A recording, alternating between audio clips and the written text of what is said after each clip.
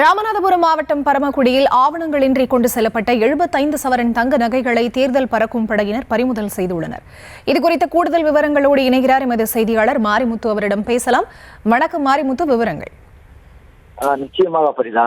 தமிழகத்தில் ஏப்ரல் 23ஆம் தேதி சட்டமன்ற தேர்தல் நடைபெற உள்ளது.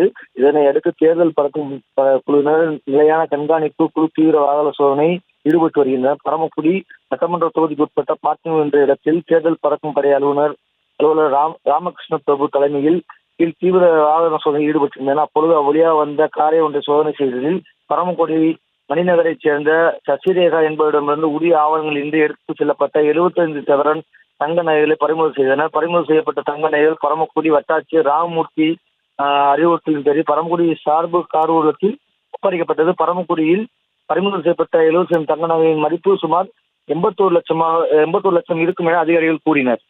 நன்றி பரிதா.